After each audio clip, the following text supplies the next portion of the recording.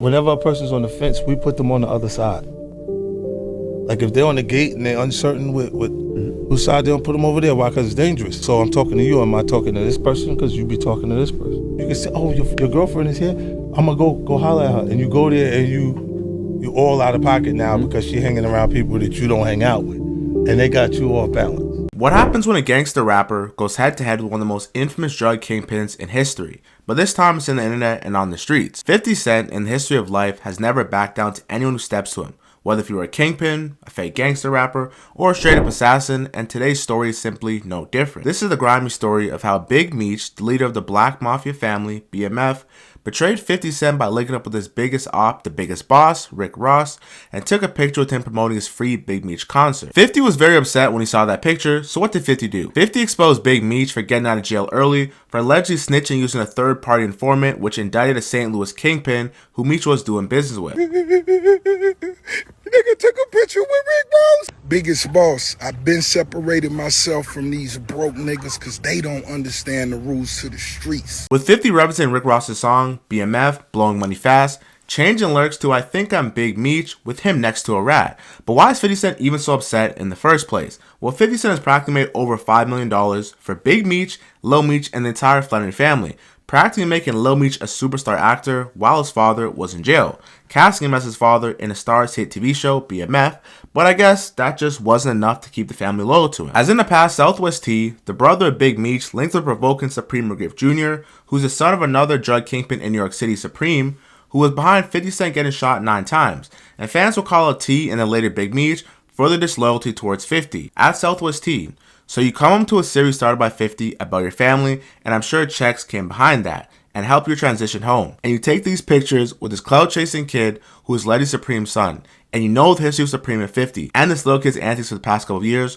trying to antagonize 50. I see why Meech wasn't effing with you. Hey, I know T feels like he isn't making the money that Lil Meech BMF is making, but I thought they'd all be happy for him. It's not like I didn't help your family make moves. Cool. When Star starts acting funny about money, I'm simply going to sit and watch.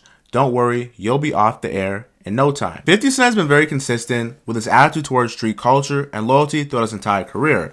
And although 50 is a gangster rapper who has that bravado, he's often a good guy in many situations who gets snaked by people that he put in position. 50 has had a nefarious history of people that were once close to him falling out with him, and those same people going to link up with his enemies, to which 50 says is you're either with me or on the other side because we can't have anybody chilling on the fence.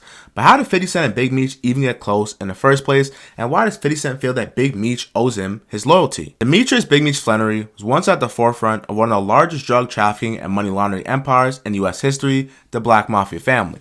Alongside his brother Southwest T, better known as Terry Flannery, Meech built a multi-state cocaine distribution network that operated from the late 80s to the mid-2000s. The two brothers sold weight all over the I-85 and the I-95 and had billboards and businesses in Atlanta, Detroit, Miami, and St. Louis. But BMF wasn't just a criminal enterprise. It became synonymous with hip-hop culture, known for its opulent lifestyle and connections to major artists such as Jeezy and other ATL artists during the grand year of 2005. But in 2005, the empire came crashing down as federal agents dismantled BMF through their Operation Motor City Mafia, resulting in hundreds of arrests and the seizures of millions of cash and in drugs. But how did the brothers, who were having so much success, get caught up by the feds? Well, Southwest T, Meech's brother, was caught in a wiretap speaking on the nature of the drug dealings, which somewhat implicated Meech. Now, originally, Meech was going to take it to trial with a 50-50 chance of him winning, but the same couldn't be said for T. Now, Meech pretty much begged Terry to take a plea deal, in which he did, so they can avoid both their parents seeing them get life in jail. So in 2008, Meech left his family and was sentenced to 30 years in federal prison for continuing to run a criminal enterprise and laundering over $270 million. But what Big Meech did next was very shocking, as while in jail, Meech sold his life rights, which is the ownership of his intellectual property, such as TV or film, to a lady named Tammy Cohen's, a name that would later become far more important later on in the story. But Big Meech wouldn't see an ounce of freedom until October 2024, when the BMF leader was released to a halfway house, and 50 Cent, Tony Ye, and Uncle Murda would link up with them and show him some love. 50 Cent financially took care of Lil Meech for a couple years and put him through acting school. So after 50 saw Big Meech link with Ross, it was the biggest spit in his face. And if you think 50 is tripping, take it from the words of Lil Meech, who pretty much said that 50 was his second father and really put him in position in a time in his life that he didn't have anything. Man, it's still a surreal moment to me. Like, when I first met 50, I was still trying to find myself.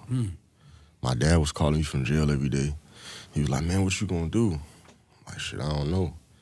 And I always knew I wanted to be my own person.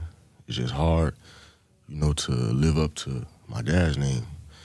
And he called me one day, he's like, man, they looking at Terrence Howard and Nipsey Hussle, and I don't know if you're gonna be able to play me, but you gotta go to acting class so you can get ready. So I met 50. 50 put me in acting classes for 2 years in LA. Invested in me, paid for the acting classes. I had to go every day, 2 times a day, 5 days a week. In the morning, in the afternoon, come back home, study again, do the same thing the next day. Wow, and a ball player. Yeah, but I put in the work though, and it showed me that 50 couldn't get me the job. I had to get myself the job. My dad couldn't get me the job. They would have hired somebody else that already had acting experience. I had no experience. So I was coming from the street to the screen. So they not gonna invest all these millions into me and I don't know what I'm doing. So after a year and a half and I got comfortable and I knew I was ready, I had to audition in front of stars. And stars okayed it. 50 Cent put Lil Meech in position, point blank period. And Meech was thankful for the opportunity that 50 Cent had given him. But in a way, 50 expected Lil Meech to put his father on game about the severity of his industry and rap beefs and to not side with Ross out of all people. So when the smoke first broke out, Lil Meech was quick to try and gently reach out to 50 and put out the smoke saying, they just told me you would follow me off Instagram and now you're managing Skill a Baby with Rocket. When I brought him around you, you didn't have a clue who he even was. Now you mad at me when I'll take the little shirt off my back for you? I can't believe this, man. You act as if I'm your enemy and I've only shown you love and loyalty. I'm human. I go through my own shit, but I've never switched up on you. Fuck Ross, but he gave my dad some bread so we can afford to pay his bills until our next season starts. The internet shit has thrown me off, man. You know me in real life. To which 50 Cent responded, what next season? Lil Ninja. The beef will become so viral that the ex-Unit member of the game, who was coincidentally kicked out for being slow to 50, would chime in saying, just seen a text from Lil Meech at 50, that shit got me dying. Hey Lil Meech, you supposed to be like, F you, this is BMF, I'm standing on my pops. Now me and 50 have our own issues, but them shit's on pause when I post this. The N-word Fifth said, what show? Lil Ninja. I damn near spit out my water. What happened to ninjas, man? Hey Big Meech, you can't let 50 get at you like this. Hey Blue, you caught all this shit. So, do I take BMF out of my favorites on Amazon Prime, now that y'all hate each other? G-Unit member Tony Yayo, who's arguably one of the most loyal people ever, especially to 50, would speak very neutral on this topic and say that Lil Meech, poor money management of him blowing money fast, was probably a key factor of Big Meech working with Rick Ross to get some bread because he was in jail for 18 years. You take Little Meech and you put him in fucking acting school. You take him from Detroit. I remember him rapping when he was rapping and nobody was helping him from what I seen. Because I remember when Lil Meech was rapping. Nobody helped him, and then 50 put him in acting school, kept it on the low, and he made all this money. To be young and have money is crazy because we was young and had money before, so I understand. Motherfucker got Richard Millie's, Lil Meech got Richard Millie's Chrome Heart jeans, 10,000. I buy some Chrome Hearts for 10,000, I might wear them shits for a month, bro. $10,000 jeans, shit, we was buying Red Monkeys. Them shits is what, $1,000 back in the days? Now everything is like triple the price when it come to drip. So it's like, I understand him being young and all that, but when we go to your crib and me and Murder sitting in the backyard and you like, yo, little baby ain't give me no money. He came in a Ferrari truck, he had the Ferrari truck, he had 4 pockets full. I'm looking at this nigga like, yo, this nigga tripping. Like, little baby he's not obligated to give you nothing. I looked at it like, from that point, maybe 50 should have brung a bag for Meech and maybe a watch or something. Because obviously that's what Ross did or whatever. You know what I'm saying? But that's what I had in mind. Because he said it to me and Murder, and I'm sitting there analyzing it like, damn, this nigga wanted some bread, or maybe he spent all the bread because he made a couple of million with 5. My whole thing is maybe the relationship would be good as if you saved some money for your pops when he came home. But I understand how it is to be a young black man with money. Yayo would also elaborate after having some love for Lil Meech because he's been around him, that Lil Meech is a young actor who may have been negatively influenced by the Atlanta nightlife. You're going to Magic City, the Ladies Gentlemen Club, you're being around Young Thug, Gunna, and Future, and you're pretty much effortlessly spending millions of dollars. You gotta think, when you look at Lil Meech, no disrespect to him, but you hanging in Atlanta with Thugger and Gunna and them niggas at that point, them niggas got super bread. So even if you make 4 million, 3 million, you made a couple of million, whatever you made, I don't know the numbers exactly, The money that they making that in a couple of months. Or for touring and streaming and all that, you acting. So I think him being in Atlanta, I think that shit, I don't know, that Atlanta shit, shout out to Magic City, the ladies, man, and all them clubs out there. That shit is a good way to spend money. But how much loyalty does the Flannery family really owe 50 Cent? Now, 50 Cent made BMF and the entire Flannery family millions of dollars and relevant to the mainstream media and kept his name alive for today's youth, at least while he was in jail. As many Wyans personally didn't even know who Big Meech was or what BMF even was. But it's clear that Big Meech viewed their relationship as straight business as opposed to them having a personal connection. And one of the first tweets attacking Meech, 50 said, Meech would regret not maintaining his relationship with Tammy Cohen. But who even is Tammy Cohen? Well, Tammy Cohen was an affiliate of BMF who became the CEO of the BMF Entertainment Group, who Big Meech sold his life rights to, so that her and 50 Cent could exactly produce the show BMF. But for what it seems right now is that they aren't on the greatest terms, as Big Meech allegedly wanted to buy back the rights of his name after coming out of jail, but Tammy simply just wasn't going. Now, Tammy has faced multiple accusations from the former BMF associates, including Blue Da Vinci as well as Tanisha Walsh, who claims that she became an FBI informant in 2009 while managing BMF. On multiple occasions, Tanisha Welch, who once dated Southwest T, recounted her being so upset that her probation was violated because she accidentally threatened a federal agent, unknowingly being Tammy Cohen, during a heated conversation over the phone. So they told me, he says, you know what this is about? And I said, no. He said, well, you threatened a government informant, and that's a federal offense, and it's a violation of your probation. And I said, well, who did I threaten? This been hunting me for years. So eventually, this stayed over my head for about a year. My father had stage 4 cancer. I thought I wasn't going. They told me I couldn't go home to visit him. Eventually, the case went away because they put it under investigation. She couldn't prove what I did.